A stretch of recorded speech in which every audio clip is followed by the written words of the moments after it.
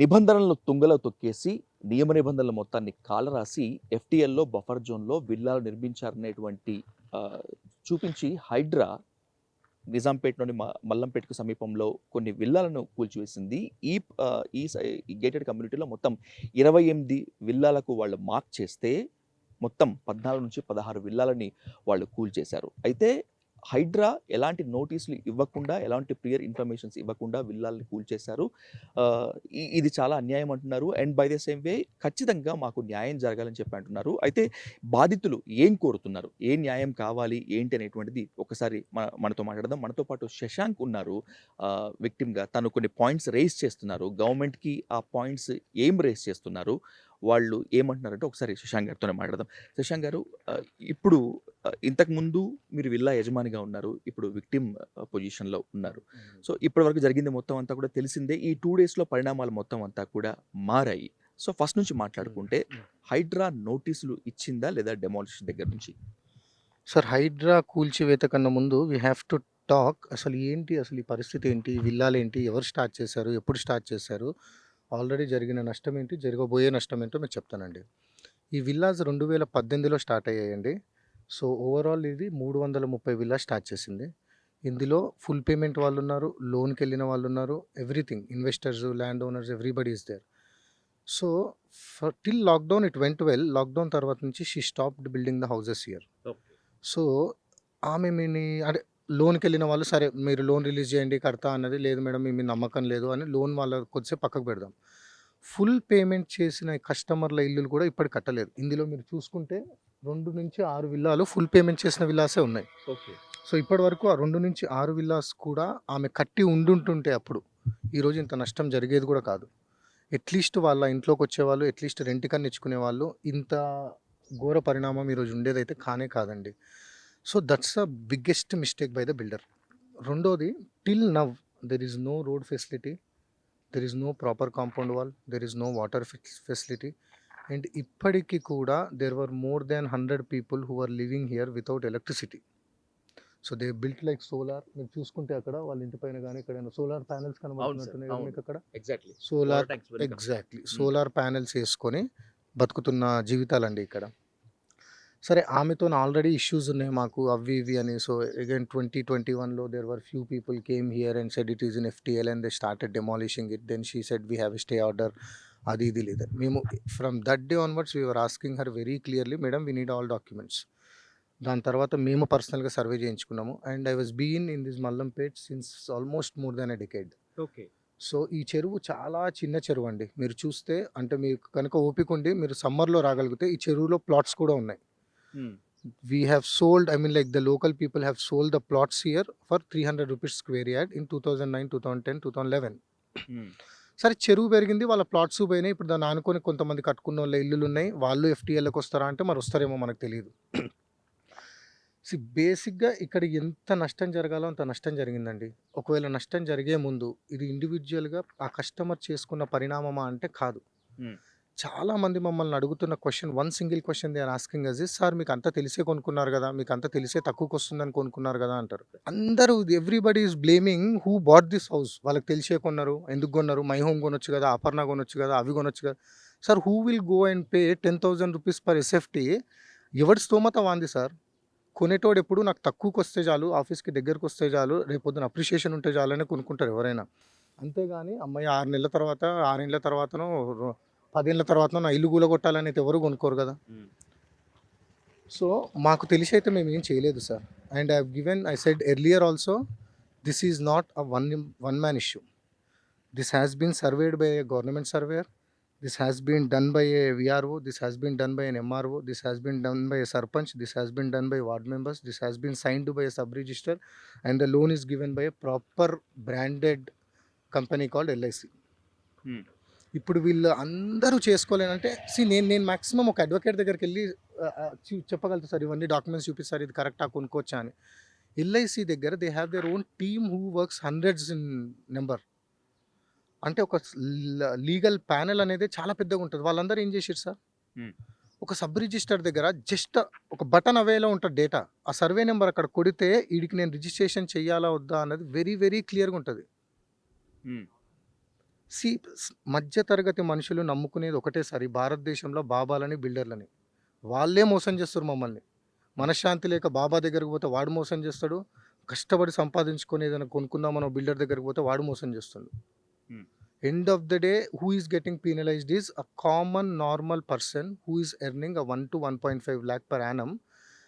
అంటే వాడి జీవితం మొత్తం వాడి ఈఎంఐలు, వాడు కట్టేటి అన్నీ అంటే మీరు 12 లక్షలు ఒక మనిషికి సంవత్సరానికి జీతం వస్తే స్ట్రెయిట్ అవే 30% నేను గవర్నమెంట్‌కి ఇస్తున్నా సార్. హ్మ్. అంటే నా దగ్గర 9.5 లక్షలు చిల్లర ఉంటది. అట్లా అని ఒక చిన్న కారు కొనుక్కుంటే దాని మీద ఓ 18% అని రోడ్ టాక్స్ అని అది కడుతుంటా. అది అయిపోయినాక పెళ్ళాం పిల్లలతోని ఎటైనా బయటికెళ్ళి ఇంత రెస్టారెంట్ తిందాము, ఏదైనా గుడికెళ్దాము, లేకపోతే ఎక్కడికైనా ఎళ్దాము, ఏదైనా చేద్దాము, ఏదైనా ఫంక్షన్‌కో, ఫ్యామిలీకో, సినిమాకో ఎటెళ్దామన్నా టాక్స్ కడతారు సార్. హ్మ్. ఆన్ అన్ యావరేజ్ అదొక 10%. 30 + 10 40% నేను ట్యాక్స్ రూపంగానే వెళ్ళిపోతుంది ఇయర్లీ. మిగిలిన దాంట్లో నా పిల్లలకి పాలు, కూరగాయలు, తిండి, బట్టలు, స్కూల్ ఫీజు అన్నీ కట్టిన తర్వాత మళ్ళీ నాకింత ముద్ద సేవ్ అవుతుంది. హ్మ్.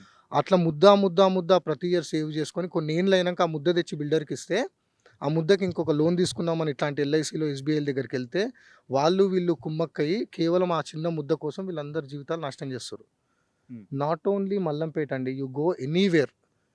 అంటే మీకు గచ్చిబౌలిలో ఐడియా ఉంటే రాయదుర్గం దగ్గర ఓరియన్ విల్లాస్ అని ఉంటాయి. Okay. Orion villas is properly in FTL అండి. ఏది ఎళ్ళి ముట్టమనండి. హ్మ్. ఓరియన్ విల్లాస్ పక్కనే షాగోజ్ ఉంటుంది. షాగోజ్ వెనకాలనే ఒక గవర్నమెంట్ బిల్డింగ్ ఉంటుంది.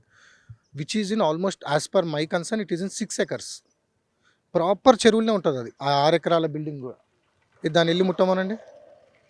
రివర్ మీ హైడ్రా వచ్చిన తర్వాత if you observe in any radios, నేను కార్లో ఎటైనా వెళ్తుంటే ఇంతకుముందు మనకు అడ్వర్టైజ్మెంట్ వచ్చేటి ఏమైనా సేల్స్ ఉంటే విల్లాస్వి, river front villas, river view villas, pond view villas అని. ఈ హైడ్రా స్టార్ట్ అయినప్పటి నుంచి అసలు అడ్వర్టైజ్మెంట్ ఇంటుంటేనే భయం అవుతుంది అనమాట జనాలకి. హ్మ్. అమ్మో ఎవడో రివర్ వ్యూ అంటుంటాను ఆయన అసలు మనం ఆ జోలికి కూడా పోద్దా, అసలు అక్కడ ఇల్లు కూడా కొనొద్దు అన్న ఇది. సో వీళ్ళు మారుద్దాము అనుకుంటున్నారు కానీ దేన్ని మారుద్దాము, ఏం మారుద్దాము అన్న క్లారిటీ లేదు సార్. ఓకే. ఇక్కడ you came to nice point Shashank గారు. చాలా మందికి అర్థం కానటువంటిది, చాలా మంది వెంటాడుతున్న, వేధిస్తున్న ప్రశ్న ఏంటంటే, ఈ విల్లాలు కొనుక్కునేటప్పుడు, లేకపోతే ఈ విల్లాలు కన్‌స్ట్రక్షన్ చేసుకునేటప్పుడు విల్లా యజమానులు అందరూ కలిసి అధికారులను మేనేజ్ చేశారా? లేకపోతే వీళ్ళ వీళ్ళ మొత్తాన్ని అధికారులను కానీ, లేకపోతే తప్పు చేసిన వాళ్ళు ఎవరైతే ఉంటారో ఈ పర్మిషన్స్‌కి వీళ్ళందరినీ కూడా ఒక పర్సన్ గుర్రం విజయలక్ష్మి గారు చేశారా? ఏం జరిగింది అసలు డీల్ ఇక్కడ? సార్ మీకు అంటే చిన్నగా చెప్తా సార్. ఇప్పుడు నేను మేనేజ్ ఇది నాకు ఇది గేటెడ్ కమ్యూనిటీ కాదు. ఒక బయట ఉంది. అక్కడ ఒక 300 స్క్వేర్ యార్డ్స్ ఉంది. దాంట్లో ఓన్లీ 3 ఫ్లోర్సే పర్మిషన్ ఇస్తారు. కానీ నేను 5 ఫ్లోర్లు కట్టినా అంటే I am an individual who influence the government employees. Hmm. This is a community and this is a standard structure. It's a duplex house of 150 square yards of 2080 SFT built up area which is not been manipulated by a single person. Okay. So it has to be go through by a builder only. భయ్యా నేను ఇక్కడ 200 వస్తాయంటే కాదన్నా 300 ఇయ్యు, నీకేదో set చేస్తా, నీకు villa ఇస్తా అంటారా, నీకు డబ్బులు ఇస్తా అంటారా, లేకపోతే there were lot of other things which we can able to manipulate ఏది ఏమన్నా జరగనియండి సార్. అది ఏం చేసింది అన్నది మనకు వదిలేద్దాం. Hmm. My single concern here is only 2 concerns. I have very very strong concerns. Sir ఇది కూలగొట్టారు, 48 గంటలైంది. ఎంత వేగంగా వచ్చినారో హైడ్రా వాళ్ళు అంటే ఒక డిజాస్టర్ రికవరీ వ్యాన్లు, జేసీబీలు, కూల్చేటివి, ఎక్విప్మెంటు, ఎత్తిపోయడానికి మనుషులు, ఇంతమంది కదా. 48 అవర్స్ అయిందండి ఈ చెరువుని కూలగొట్టి. ఇప్పుడు ఇక్కడ ఏదైనా ఒక వర్క్ చేస్తురా పోనీ వాళ్ళు మళ్ళీ అట్లా వచ్చి లేదు. అదే ఒక 50 పీపుల్ వచ్చి నాకు ఇక్కడ వర్క్ చేయమనండి, I feel very happy. Hussain Sagar లాగా ఇవన్నీ ఎత్తేసి ఇట్లా ఒక బ్రిడ్జ్ చేయమని, ఒక వాకింగ్ ట్రాక్, అందులో ఒక 4 బోట్లు ఏమనండి, అక్కడ ఒక 2 ఫౌంటైన్లు ఏమనండి, ఇక్కడ ఒక 2 షాపులు పెట్టమనండి, ఇక్కడ ఒక 4 కుర్చీలు ఏమనండి పిల్లలు కూర్చోనికే, I feel very very happy. Cool చేసిండ్రు, వెళ్ళిపోయినరు. సార్ ఇది ఎవరు ఎత్తిపోయాలంటే మీకు ఫోన్ నెంబర్ ఉంటుంది, వాళ్ళకి చేసుకోండి, వాళ్ళు ఏమైనా చేస్తారంటారు. సరే సార్ కొన్ని కూల్ చేసారు కదా, మరి ఈ చెరువుని ఏం చేద్దామని కూల్ చేసారు, దీన్ని ఎక్స్టెండ్ చేస్తారా, ఇక్కడ ఏమన్నా అమ్యూజ్మెంట్ పార్కులు వస్తాయా, లేకపోతే అసలు వాట్ ఈజ్ సీఎం ప్రపోజల్ ఏం చెప్పారు మీకు ఏమైనా చెప్పిర్రా, మీ దగ్గర ఏమైనా ఇన్ఫర్మేషన్ ఉంటే మాకు ఇయ్యరు, అట్లీస్ట్ విల్ హ్యాపీ. ఓహో ఇది చేసిరు కాబట్టి దీని నుంచి ఇట్లా జరుగుతుంది, ఇట్లా అవుతుంది అన్నది. సో ఏమీ లేనిది ఏం లాభం అండి. రెండోది అట్లీస్ట్ మీరు నోటీస్ ఇవ్వలేరు, అది వదిలేసి. So you need to I mean like compensation ఏదైనా సరే, ఇది కూలగొట్టిన తర్వాత దాని కాన్సిక్వెన్సెస్ ఉంటాయి అన్నది మన అందరికీ తెలిసిందే. సార్ కూలగొట్టినాము, వాళ్ళు బాధితులు ఏడుస్తారు, ఇట్లా వాళ్ళకి ఇల్లు లేకుండా వాళ్ళు ఇంకొక 20 years ఈఎంఐ కడుతుంటారు, దేనికి కడుతుంటారో వాళ్ళకే తెలియదు. సో దీన్ని ఏదో రకంగా కాంపన్సేట్ అయితే చేయాలి. కాంపెన్సేట్ చేయాలి అంటే at least they have to go to the బిల్డర్ని ఫస్ట్ ఒక 10 డేస్ ముందో 15 డేస్ ముందో పిలిచి, మేడం ఇగో మీ ఇవన్నీ ఇల్లీగల్, మా దగ్గర డేటా ఉంది, మీకు స్టే అయితే రాదు, మీకు దీనిపై హైడ్రా ఏది చేసినా మీకు స్టే అయితే ఇవ్వదు. So you have to do something. మేము ఈరోజు పలానా రోజు ఈ టైంకి ఇక్కడికి వస్తాము, కూల్ చేస్తున్నాము, వాళ్ళు కాంపన్సేషన్ అడుగుతారు. Government will not pay anything for that. ఆ రోజు మీరు చెక్కులు తీసుకొని రండి, వాళ్ళు ఎంత కట్టారు, వాళ్ళకి మీరు ఎంత కమ్మిరు అనే డేటా మీ దగ్గరనే ఉంది, మా దగ్గర లేదు. మేము చెప్తాం మీకు ₹1,00,00,000 కట్టమని చెప్తాం, అది మీకు లాస్ కావచ్చు. మీరు ఎంత కమ్మినరు, వాళ్ళు ఎంత కొన్నారో డేటా మీ దగ్గర ఉంది, ఆ డేటా పట్టుకొని రండి మా దగ్గరికి. చెక్ బుక్ తీసుకురండి, వాళ్ళని వీళ్ళని పక్కన కూర్చోబెడతా, ఇంతే కట్టి రాసారంటే అవునండి ఇంతే కట్టినా, చెక్ రాసి వాళ్ళకి ఇచ్చేయండి. లేదు అనుకోండి, మేము బఫర్గా మీకు ఒక 2 hours టైం ఇస్తా, ఆ లోపల రాకపోతే మీ దగ్గర నాన్ బెయిలబుల్ కేసు ఉంటుంది. మీరు ఈ భారతదేశంలో ఏ మూలలున్నా వితిన్ 24 hours మీ మీద నాన్ బెయిలబుల్ కేసు ఉంటుంది, మీరు లోపలికి వెళ్తారు. బిఫోర్ డెమాలిషన్ హైడ్రా ఎలాంటి నోటీస్ ఇవ్వలేదు, ప్రియర్ ఇన్ఫర్మేషన్ ఇవ్వలేదు, ఇట్స్ క్లియర్. డెమాలిషన్ అయిపోయిన తర్వాత కాంపన్సేషన్ ఏమీ ఇవ్వలేదు, and by the same way response అయినా సరే గవర్నమెంట్ నుంచి ఎలాగ లేదంటున్నారు, కనీసం బిల్డర్ నుంచి. ఎందుకంటే ఆమె ఒక ఇంటర్వ్యూలో I stood for the people, నేను ఖచ్చితంగా నేను నిలబడతాను, నేను టేక్ ఓవర్ చేస్తాను, నేను ఖచ్చితంగా చెప్తాను, ఐఎమ్ నాట్ ఎ డాన్ అన్నట్టు చెప్తున్నారు ఆమె. బట్ ఏంటి ఆమె అసలు ఏమైనా రెస్పాన్స్ ఏమన్నా ఉందా, లేకపోతే did you or she approached you both? ఆమె ఎవరికి అప్రోచ్ కాలేదండి. ఆమె ఎవరితోనో మాట్లాడుతుంది ఏంటో అన్నది మనకు ఐడియా లేదు, ఆమె ఎవరికి పిలిచి ఇంటర్వ్యూ ఇచ్చింది అన్నది కూడా మనకు వదిలేయండి. సార్ ఇప్పుడు ఎండ్ ఆఫ్ ద డే మీ family, she always says you're all my family, you're all my family. మీ నిజంగా మీ అక్కకో మీ చెల్లికో మీ ఇంట్లో మీ అన్నకో ప్రాబ్లం వస్తే మీరు ఎక్కడో కూర్చొని ఎవడో ఫ్రెండ్ని పంపించి అరే పోయి చూడరా పోయి మా ఇంట్లో ఏమన్నా అయింది అని అంటారా? If you're nearby you'll go there and you'll stand for them. So she has to come and stand for them. ఆ రోజు ఏది సార్ కనబడ్డదా? దాని తర్వాత రోజు కనబడ్డదా? ఈ రోజు కనబడ్డదా? రేపు కనబడుతుందని గ్యారంటీ ఉందా? She has to come, she has to answer for all these questions, and తను మనకి she has to do justice అండి. She is the only one who can do justice for us, and we are demanding either compensation of house, compensation of land, or might be she has to pay back to us. ఏ రకంగానైనా సరే we have to get back the money, that's it. Sir ఇందాక మాట్లాడుకున్నట్టు కదా, మీరు victim పొజిషన్లో ఉన్నారు, but ఎంతకాలం అని చెప్పి నుంచుంటాము, ఏం చేస్తామో అని తెలియదు. So there is a legal battle అని చెప్పి అందరూ అంటున్నారు. మీరు న్యాయ పోరాటానికి ఏమైనా సిద్ధమవుతున్నారా, లేకపోతే ఇక్కడే ఈ ఇష్యూని వదిలేద్దాం అనుకుంటున్నారా? What is your future plan? Sir అది ఒక్కొక్క సామెత ఉంది సార్, అంటే మీకు తెలుసో తెలీదు కానీ, ఎగిరి దంచినా ఇంతే, ఎగరకుండా దంచినా ఇంతే అని. సో ఇట్లాంటి ఇష్యూస్ అన్నీ ఒక వారం రోజులు ఉండే ఇష్యూసే సార్, ఈ బర్నింగ్ ఇష్యూస్ అంతే. ఆ మంట ఉన్నంతసేపు కాచుకున్నట్టు మాట్లాడుతూ ఉంటాం, తర్వాత దీని గురించి ఎవడు పట్టించుకోడు, ఎవరు రాడు, డైల్యూట్ అయిపోతుంది ఇష్యూ బేసికల్గా. So the only thing that we have to do in case if she is not turning up is the legal thing, because లీగల్గా వెళ్తే మాత్రమే అది కొన్ని ఏళ్ళలో కొన్ని నెలలో ఆ హీట్ రన్ అవుద్ది. అంతే తప్ప ఇప్పుడు రాత్రికి రాత్రి నేను ఇంతకుముందు చెప్పినట్టు ఆమె ఇక్కడికి వచ్చి కుర్చీ వేసుకొని రండి సార్ మీ చెక్ మీరు తీసుకోండి అని మాత్రం ఆమె అనదు. సో అట్లా అంటే వీఆర్ సో హ్యాపీ, బట్ ఆమె అట్లా అనదు. So we have to go legally only. If she comes properly, as I said, she sort out everything, she compensates with no battle fight or nothing, it's fine. లేదు అంటే మాత్రం we'll go legally only. Right, thank you sir. So Shashank గారి ఆవేదనను మనం ఇప్పటిదాకా చూసాము. ఆయన ఆవేదన కనుక మనం ఒకసారి అర్థం చేసుకున్నట్లయితే, ఇక్కడ జరుగుతున్నటువంటి పరిస్థితి మీడియాలో ప్రచారంలో ఉన్న పరిస్థితి మొత్తం అంతా కూడా భిన్నంగా కనిపిస్తోంది. ఎందుకంటే హైడ్రా ఎలాంటి నోటీసులు ఇవ్వలేదు, లేదంటే డెమాలిషన్ చేసే ముందు ఎలాంటి ప్రియర్ ఇన్ఫర్మేషన్ ఇవ్వలేదు. ఇదంతా ఒక ఎత్తు అయితే, ఈ విల్లాస్ ఎవరైతే కన్స్ట్రక్ట్ చేశారో ఆ కన్స్ట్రక్ట్ చేసినటువంటి ఎండి గుర్రం విజయలక్ష్మి ప్రవర్తన కూడా కాస్త సందేహాస్పదంగా ఉంది. ఆమె మాటలు కూడా ఎక్కడ కూడా ఒక స్టాండర్డ్ లేకుండా ఉన్నాయి.